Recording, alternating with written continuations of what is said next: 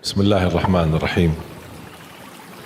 السلام عليكم ورحمة الله وبركاته.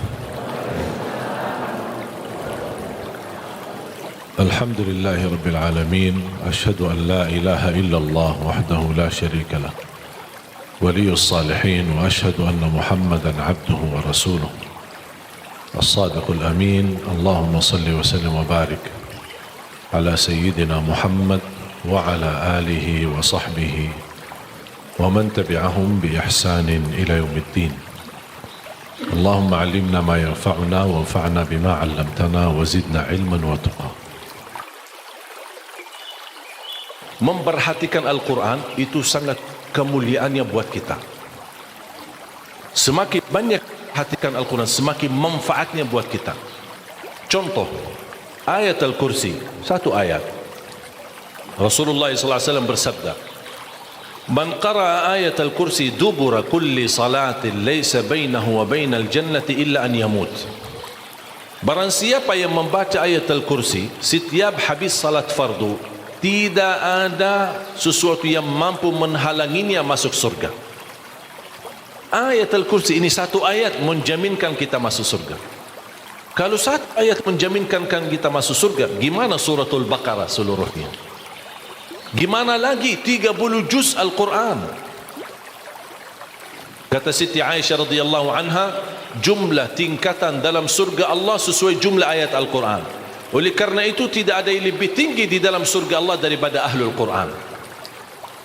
Karena nanti Ahlul Quran ketika masuk surga, Allah suruh baca dan naik. Baca sebagaimana kamu baca di dunia, dan naik posisimu dan darajatmu di dalam surga. Baca naik terus, baca naik, baca naik, sampai bersama Nabi Muhammad di darajat yang tertinggi di dalam surga Allah. Ini semua berkat Al-Quran. Belum lagi syafaat Al-Quran, belum lagi anak penghafal Al-Quran menghadiahkan 2 mahkota untuk kedua orang tuanya. Belum lagi setiap satu huruf dapat 10 kebaikan. Belum lagi Al-Quran akan menemani kita saat sakratul maut. Belum lagi Al-Quran akan temani kita saat menghadapi mungkar nakir di dalam kubur. Belum lagi saat dibangkitkan oleh Allah akan bersama Al-Quran sama kita. Belum lagi saat dihisab, Al-Quran akan menemani kita. Belum lagi saat kita berjalan di atas sirat, Al-Quran masih berkenan menemani kita sampai ke pintu surga. Bahkan ketika masuk surga, Al-Quran tidak akan tinggalkan kita, masih terus masuk bersama kita di dalam surga sampai naik darjat yang tinggi di dalam surga Allah Subhanahu wa taala.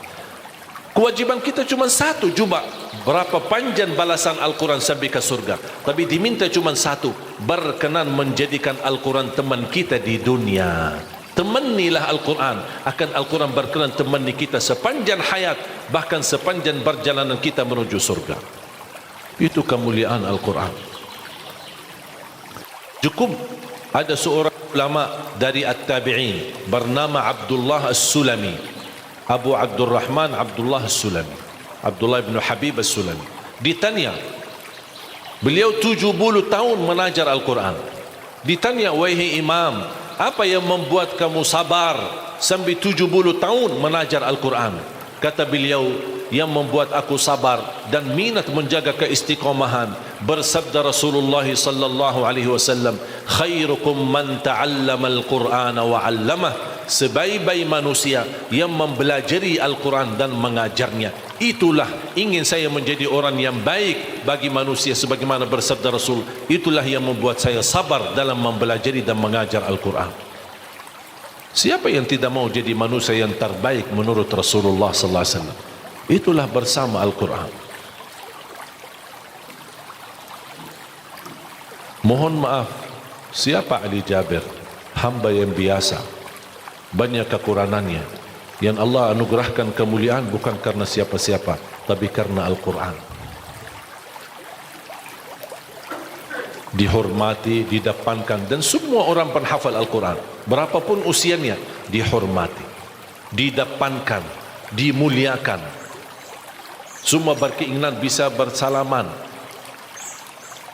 Kita melihat dan menonton acara Hafiz Indonesia, jangankan anak-anak, bahkan yang cacat luar biasa Allah tunjukkan bagaimana kelebihan Al-Quran. Yang buta bisa hafal Al-Quran, yang lumpuh badannya dan jasadnya seperti alana yang tidak bisa jalan hafal Al-Quran. Naja yang luar biasa dahsyat, otaknya terganggu tapi bisa hafal Al-Quran. Dia tak bisa baca, kasih Al-Quran suruh baca, dia tak bisa baca. Tapi ditanya tes hafalannya, hafal. Berapa ayatnya, hafal. Nomor berapa, hafal. Kanan kiri hafal, atas bawah hafal. Allah menunjukkan kepada kita, Allah tidak akan melepaskan Al-Quran menjadi jaminan ditolong. Inna nahnu nazzalna dzikra wa inna lahu lahafizun. Kami telah menurunkan Al-Quran dan kami akan menjaganya. Di antara terjaga Al-Quran secara fisik, terjaga Al-Quran secara tulisan, terjaga Al-Quran secara suara, dan terjaga ahlul Quran, para penghafal Al-Quran. Oleh kerana itu jamaah sekalian, selalu saya mendorong masyarakat, kalau kaum muslimin muslimat di Indonesia merasa dirinya gagal menjadi penghafal Al-Quran, jangan putus asa. Tetap masih anda bisa menjadi ahlul Quran. Ayo kita lipatkan diri kita melalui yang jadi saham atau saksi baik bagi kita di hadapan Allah, melalui infak kita, sedekah kita, zakat kita, wakaf kita, apa saja, supaya kita datang di hadapan Allah. Ya Allah, mohon maaf, saya belum bisa hafal Al-Quran, tapi hartaku menjadi saksi untuk membantu dan menolong Al-Quran dan binaan Al-Quran. InsyaAllah termasuk ahlul Quran dan mendapatkan syafaatnya Al-Quran di hari kiamat, dan amalan itu menjadi sedekah jariah yang menalirkan pahalanya sampai hari kiamat.